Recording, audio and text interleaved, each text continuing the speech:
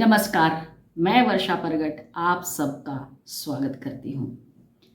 Ganesh festival शुरू है, मतलब देवता, एक ऐसे देवता जिसकी हम पूजा करते हैं और सर्वप्रथम पूजा करते हैं, जो विघ्न हरता है, सबके विघ्नों को दूर करता है, ऐसे देवता। तो आप चौंक गए होंगे कि मैं क्यों देवता देवता कर रही हूँ, क्योंकि रिसेंटली हमारे जो एलओपी है वो यूएस गए हुए हैं और उन्होंने देवता के बारे में जो कुछ भी ज्ञान बांटा, उसकी वजह से हमें प्रेरणा मिली कि इसके बारे में सोचा जाए या ढूंढा जाए कि एक्चुअली देवता का मीनिंग क्या होता है। हमारी संस्कृति जो हजारों हजारों साल पुरानी है, जहाँ हम सब सनातन धर्म मानते हैं, सब में ये वर्णन किया हुआ है देव, देवता और देवी। 33 करोड़ देवी देवता हम मानते हैं। और ऐसे देश में अगर कोई नेता, वो भी विपक्ष का नेता, बाहर के देश में जाकर ये बोलता है कि देवता होते ही नहीं हैं, तो कितना बड़ा आघात हो लगता है ना। आपको लगा, आपको गुस्सा आया, गुस्सा आना ही चाहिए, क्योंकि डायरेक्टली ये हमारी ही संस्कृति पर आघात है। और विदेश में जाकर हमारे देश के बारे में इस तरह से बोलना या अपमान करना, क्या आपको सही लगता है? तो आइए हम सुनते हैं उन्होंने देवता के बारे में क्या कहा। Do you know what devta means in the term devta? Do you know what it means? Yes. No. What? No, it doesn't mean God. The deity. No, it doesn't mean the deity. So devta in India actually means a person whose internal feelings are exactly the same as his external expression. तो विदेश में जाकर जिस तरह से वो बोल रहे थे देवता के बारे में, तो ऑब्वियसली हमारे देश में उसकी प्रतिक्रिया तो होनी ही थी। विपक्ष के नेता ने जो कहा, उसके लिए काफ़ी सारे लोगों ने अपनी अपनी प्रतिक्रिया दी है कि किस तरह से वो एक एजेंडा चला रहे हैं, बाहर के देश में जाकर हमारे देश को अपमानित कर रहे हैं, वगैरह वगैरह। तो वो बातें तो हम आपको बताएंगे भी, नो डाउट। बट जब हमने कहा कि देवता का मीनिंग ढूंढने की कोशिश हमने की, तो हमें क्या मिला? तो सनातन धर्म में देवता एक बहुआयामी अवधारणा है। देवता के बहुत से अलग अलग रूप बताए गए हैं, पहलू बताए गए हैं।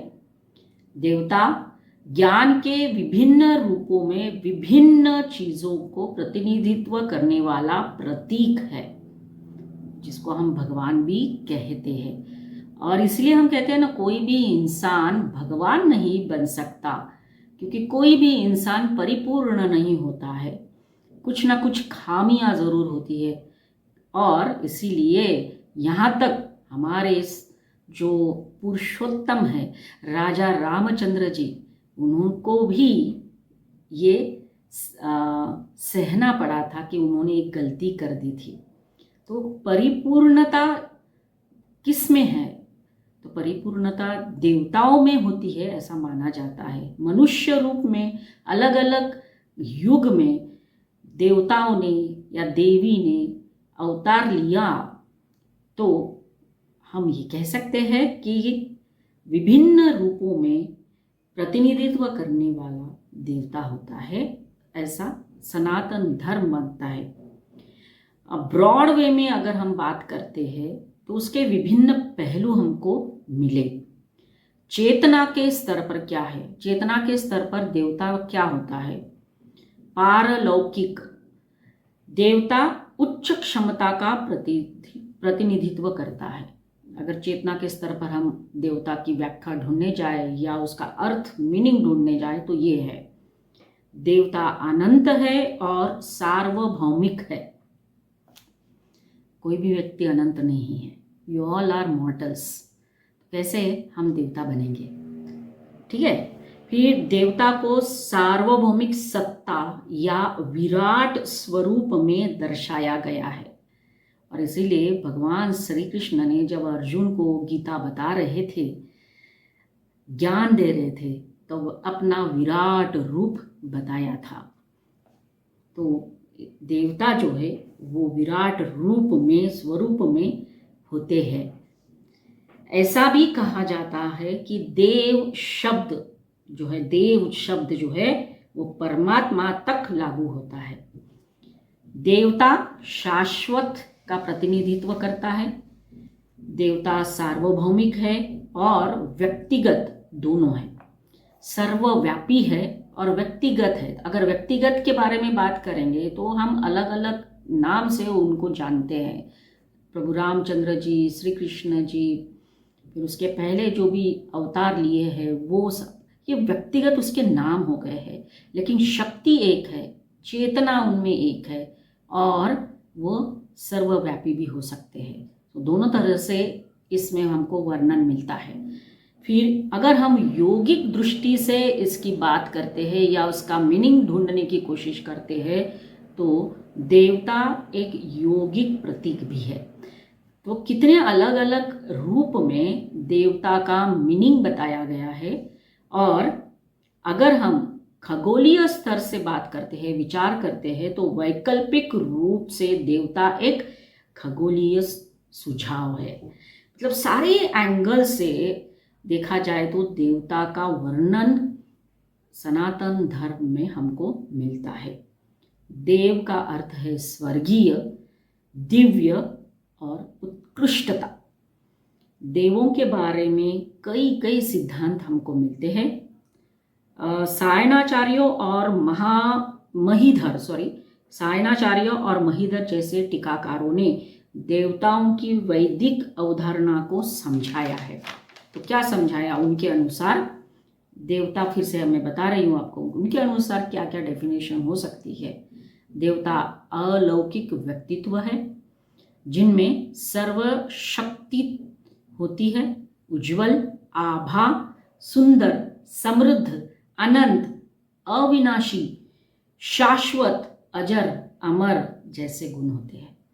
ये गुण जिनमें भी पाए जाते हैं उनको हम भगवान बोलते हैं। वो हमारे ऊपर डिपेंड करेगा कि हम उसको किस रूप में देखते हैं। ये सारे गुण जो है वो देवता में होते हैं।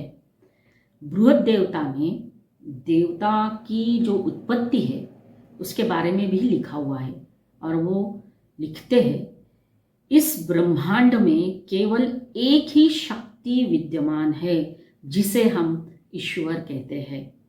यह अविभाजित शक्ति है। यह एक ही शक्ति है जिसका आह्वान किया जाता है और इसलिए हम भगवान को आह्वान करते हैं, उसकी प्रार्थना करते हैं, उसकी पूजा करते हैं। हमारी भक्ति है, हमारी श्रद्धा है, हमारी विश्वास, ये सारी चीज़ें होती है। और इस सारी चीज़ों के ऊपर एक ही वाक्य ने कितना बड़ा आघात पहुंचाया कि देवता होते ही नहीं है। क्या ऐसी हिम्मत बोलने की इस तरह से दूसरे रिलीजन के बारे में उनमें होती तो क्या वो बोलते?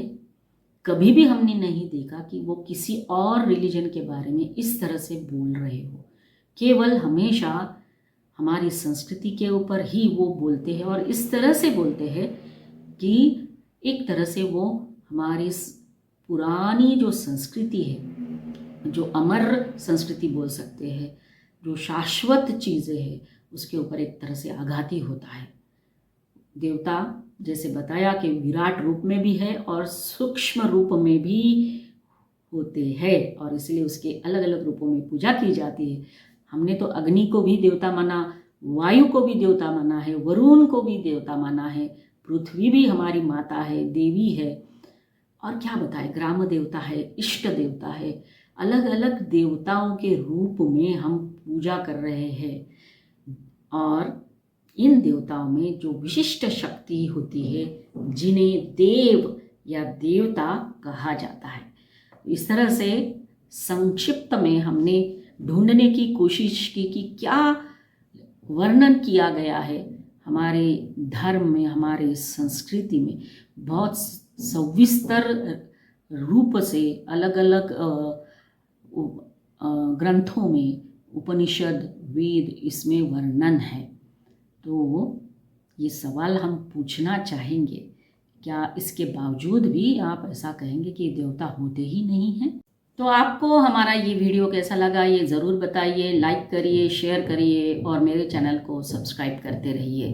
तो दोस्तों, देवता और देवी हमारा विश्वास है, हमारी श्रद्धा है और इसलिए हम उनकी पूजा करते हैं।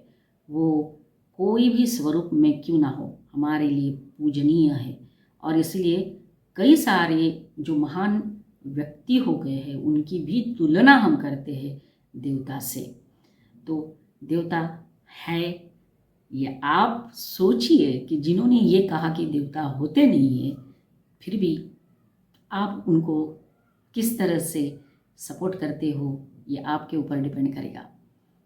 तो आज की बात इतनी ही। अगले वीडियो में फिर मिलेंगे एक नए टॉपिक के साथ, क्योंकि बहुत सारे नए टॉपिक्स अभी मिल रहे हैं जिस तरह से वो बयानबाजी कर रहे हैं वहाँ जाकर। तो हम कोशिश ज़रूर करेंगे कि उनसे रिलेटेड ही टॉपिक्स आपको हम शेयर करेंगे। धन्यवाद। जय हिंद।